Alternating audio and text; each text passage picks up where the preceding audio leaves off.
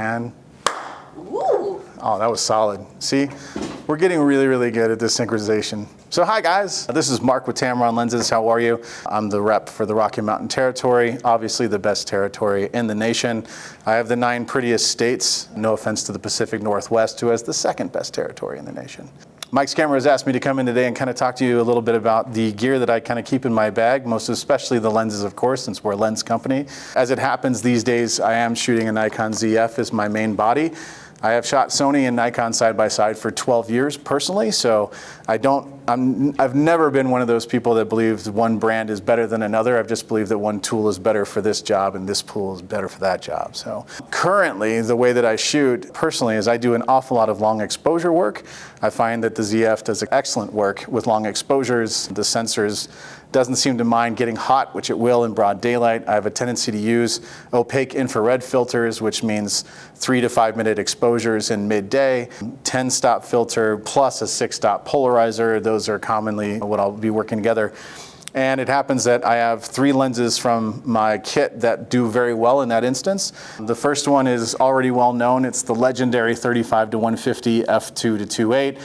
Everybody knows this is the ultimate lens. We call it the optical unicorn. If you search the hashtag optical unicorn on Instagram, this lens comes up. It's the ultimate event, reception, wedding, concert, sideline sports, you name it. This lens literally does everything well, and it's not just because it's an f2-2.8, which is obviously very cool, but because the range from 35 to 150 is just exquisite. These are the best parts of a 24-70 and the 70-200 simultaneously. It just works, man. And having it all in one lens and knowing that I can shoot wide open with no degradation in my image quality is fantastic. Now, when I'm doing the long exposure work and I am working with these really deep filters, I have a tendency to shoot at f8, maybe f5.6, and it's mainly because that always cleans up the corners in any landscape image. So in this particular instance, this lens performs very, very well at f2. It does vignette some in the corners, which our wedding cats love because they would have applied that vignette to begin with. But in landscape, I would rather it not vignette as much, so I will stop it down to 5.6 or f8 to help clean things up. It's a stunning piece of glass. Everything that we do is weather sealed, so I don't have to worry about shooting like in the downpours that we've seen today over the last evening. Snow, sand down at the sand dunes. I love the sand dunes. I spent a lot of time down by Alamosa. Our lenses are built for that. And so it doesn't have to say anything on the box other than Tamron. If it says Tamron on the box, you can go anywhere you need to go. As long as the camera's built as well as the lenses, you're probably gonna be okay. So definitely make sure you know what your camera can take, because not all cameras handle that sort of stuff very well. There are a couple of cameras out there with electronic hot shoes that have the mini pins on the inside, and that tends to be their weakness. If you have a camera that has that capacity, make sure you keep the hot shoe cover plated, because otherwise when water gets in there, it tends to short some things out. I know from personal experience. So keeping that in mind. The other aspect from this lens is we'll go to the 50-400 1:2 macro. The versatility of this lens hardly needs to be explained, but it's just a gorgeous piece of glass in and of its own right. It actually weighs the same amount as the 35-150. They don't look all that much different. One clearly just got stretched and became a little thinner. So the volume that they occupy in the camera bag is almost identical. But having 50-400 instead of 100-400 is exquisite. And because the lens supports half macro from 50 to 70 mil, that means that if the action that I'm shooting at the sideline of the soccer game starts collapsing in on me as I get back to the 80, 70, 50 millimeter range, I can focus on the action as it gets down to 2.5 inches in front of the lens. So I'm never losing sight of my object. It can collapse literally on top of me and I'm still focusing while tracking. We did just update both of these lenses so that they can do the 120 FPS for the Sony system. Mind you, there's still a firmware block on continuous autofocus with that, so it's every autofocus and manual focus mode except for continuous autofocus, but at least for focus stacking and other purposes, you'll have 120 FPS if you need it. The 50-400 is really remarkable. It is my favorite lens that Tamron makes right now. It's not just because it's versatile. If the versatility was all we needed, then the 28-300 would be the lens that's always in my bag. And as much as that lens is pretty darn cool, because all-in-one lenses are great, the image quality from this lens is as good as any G Master S-tier lens out there. This is a professional grade walk-around lens for landscape and wildlife people who happen to do some macro work. And so if we actually had the lens hood, we could stand it on top of the table here and it would still focus on the tablecloth weave from 50 to 70. That's insane.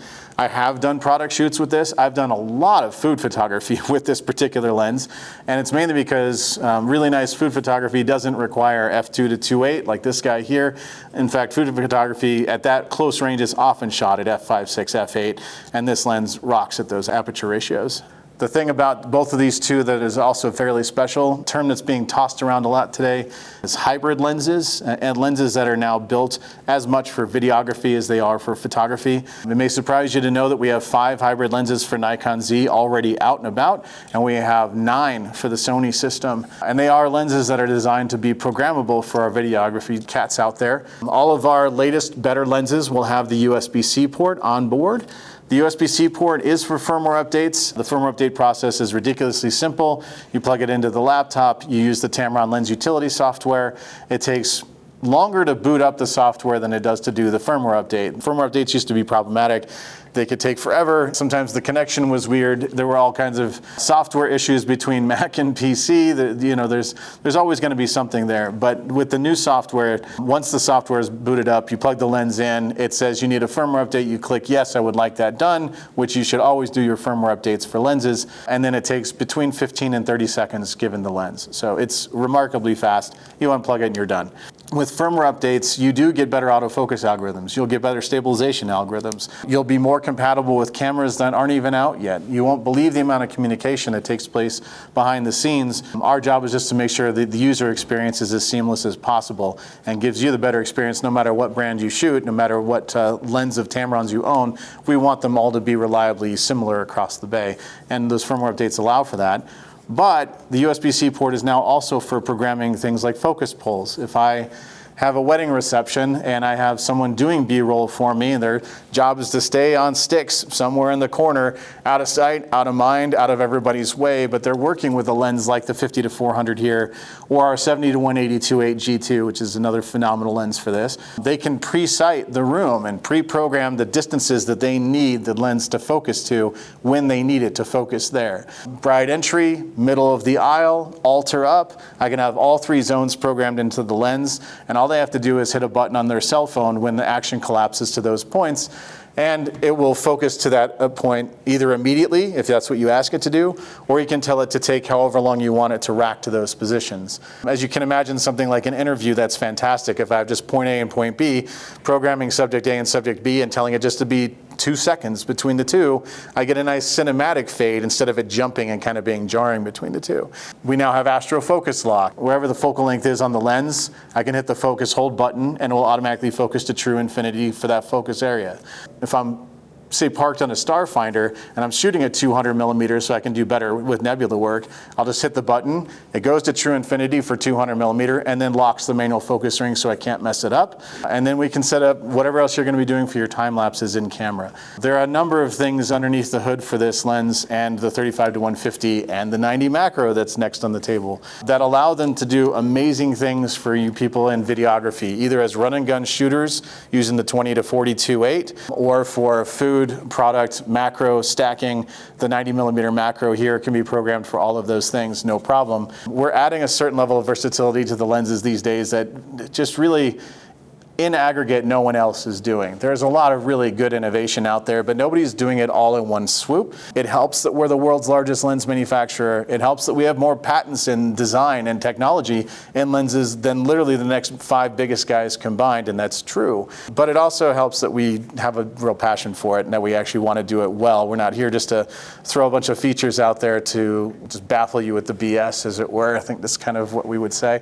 We want you to be impressed, but you also want to enjoy using it. And that's the whole idea behind it. So you'll like our ergonomics. You love the fact that they're weather sealed. I'm well known at my corporate office for being the guy that inadvertently drop tests our lenses. They're very, very stable. They're very sturdy creatures. For all of those reasons, I would still be a Tamron shooter today. If not entirely, then definitely for the most part, just because I love what I get out of them. Now, they did want me to show you the type of bag that I have a tendency to run with. You'll find that camera reps and lens reps, we have an army of bags. As everybody knows, there's no perfect bag. There's only the right bag for today. And that's why you end up with 50 of them, right? You stuff them in a closet, they make more bags. You have no idea how they got in there. If you have a significant other, they don't want to know how they got in there. Under the bed, whatever you got going on. But the size of backpack that I have a tendency to work with is similar to this.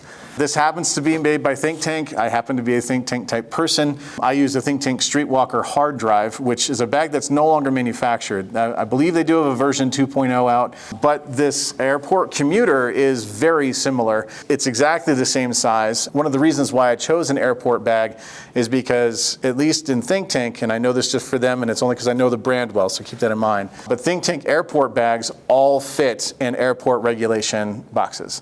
So I know that this can go above my seat in any plane. It's carry-on available no matter what. And all the airport line are capable of that. Since we travel, we're on the road constantly. We're bouncing around all over the place. You know, I'm basically booked every weekend through Christmas at this point. A bag that can hold just about everything that I need in one fell swoop. The stuff that I need to keep with me personally, this is the size of bag for it.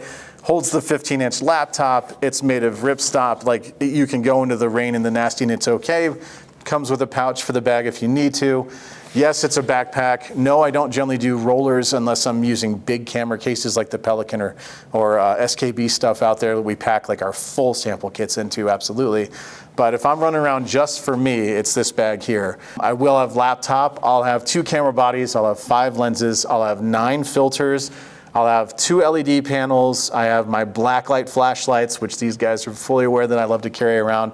And I'll have a white light flashlight that's color balanced to moonlight for light painting or for just better macro work. Cables, batteries, occasionally the chargers, although the chargers will often go into the regular luggage for me. But believe it or not, 5 lenses, 2 cameras, the laptop, the 9 filters, the lights, all of that can fit in here with room for more. And if there's a way to do it, I will. I pack my bag like Mary Poppins. So there's a chance that I will pull a torchlight lamp out of one of these someday and no one will be surprised by it. There's very few better investments than a really good backpack, in my personal opinion. Keeping your hands free while you're hiking, keeping your hands free while you're out shooting. Like, I'll often have like a TSA lock just running through the zippers here. They have a spot for the TSA locks.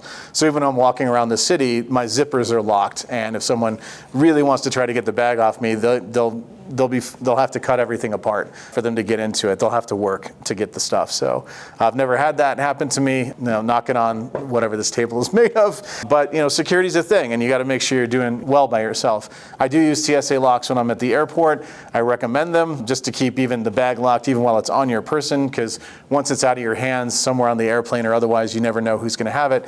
And I do want TSA to work to get into my bags because I would like them to have to, you know, respect what's going on. If they have to unlock it, it forces them to slow down and they're not just tossing your stuff around. I know that it sounds kind of heady, but it's not. There's a purpose to it, I promise. But in any case, a bag in this category from Think Tank or whomever, I know Nomadic makes some great stuff. Shimoda's fantastic. Even Manfrotto's got some nice stuff out today. But make sure it's the right size where it'll fit in airport regulations so no one can mess with you. It's on and off the plane, no muss, no fuss. And it fits a considerable amount of equipment. It's true that when I pack it all up and I've got the 2 mirrorless bodies and the 5 lenses and the lights and everything else underneath the hood, the bag ranges between 30 and 38 pounds. So keeping that in mind, this often weighs more than my clothing luggage does. But I don't really care about the clothing as much as the camera gear. Like, if I'm budgeting for weight on a plane, I will take this and I will toss a pair of jeans and just go dirty for a couple days. It doesn't matter, right? But in any case, recommended this style of bag for whatever you're working with, especially for someone who does use a lot of filters, who does use external lighting, even if it's micro lighting. I want everything with me. If you happen to be a Nikon Z shooter or a Sony E shooter, I can't recommend the duality of the 35-150, the 50-400 enough. They can both go out and shoot on their own one day. If I need a little bit of wide angle, the 35-150 is the one lens I'm running with that day. If I'm out hiking the Tetons or Yellowstone, because I am the rep lucky enough to have those in my territory, I will absolutely, the 50-400 goes out with me. If I need even more than that, if I'm actually really going going for the bears than the 150 to 500. But honestly, 400 is enough in comparison to 500. It's just not that big a difference. It's not a big enough difference in pixels for me. And then, of course, these days, I'm very fortunate and privileged to be able to be one of the photographers who teach at the Butterfly Pavilion. I work with Mike's camera when they do the Butterfly Pavilion. We actually have one coming up here in June. But of course, the 90 macro is one of those lenses that is just required in a place like that. But having a 50 to 400 that also does half macro ain't too shabby either. And I have done some of the best work of my life with this lens at under 2 feet in range. Keeping in mind, this is an outstanding kit. I don't currently have an ultra wide that I carry around with me every day, but it's mainly because I'm not an ultra wide guy in the moment. Eventually, I will get back to shooting ultra wide images, but right now, I'm definitely mid-range to super telephoto. So that's what I've got for you. Thanks for taking the time. Love you.